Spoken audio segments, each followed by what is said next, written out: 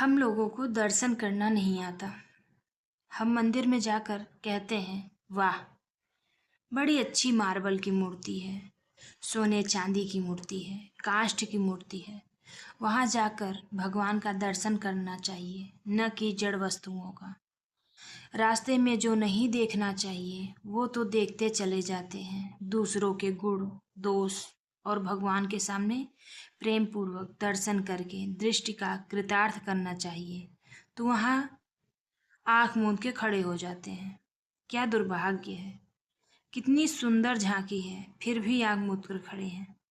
आंख मूंद कर खड़े हैं तो वो भी किसी निष्काम भाव से, प्रार्थना करने नहीं, बल्कि हे भगवान, वहाँ से चलकर हम यहाँ तक आए हैं, हमें अमूक अमूक वस्तु की आवश्यकता है, आप दे दीजिए प्रभु।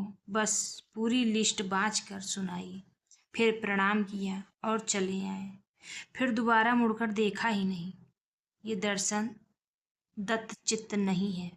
निहारो, ठाकुर जी को निहारो, चरण से लेकर मुख तक और मुख से लेकर चरण तक, बार बार छवि को निहारो। जरूरी नहीं कि एक दिन में 20 से 25 मंदिरों में जाएं, एक जगह दर्शन करो, लेकिन निहारो। और जब तक प्रेम पूर्वक ठाकुर जी को आप निहारने लग जाएंगे तो मंदिरों में ही नहीं, आपके घर के ठाकुर जी आपको विविध अनुभूतियाँ होने लगेंगी।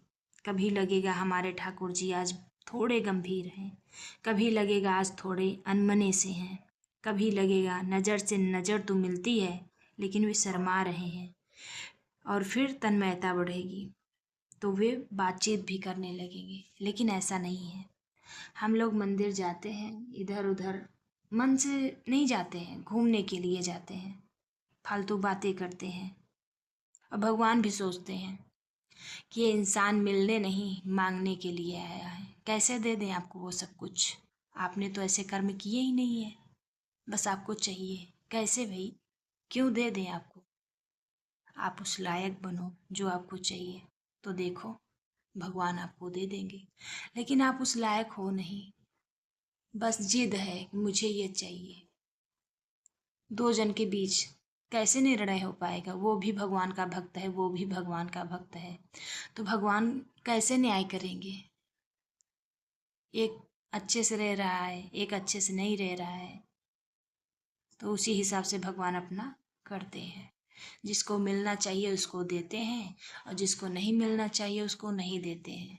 तो इंसान क्या करता है? भगवान से भरोसा उठ गया है, एक ही शब्द बोलेगा कि पैदल चल के मैंने इतनी दूर यात्रा की, दर्शन करने के लिए गया, ये चढ़ाया वो चढ़ाया, और भगवान ने मेरी नहीं सुनी। कैसे सुनते? आपने ही भगवान की नहीं सुनी, तो भगवान आपकी कैसे सुनेंगे? कहानी अच्छी लगे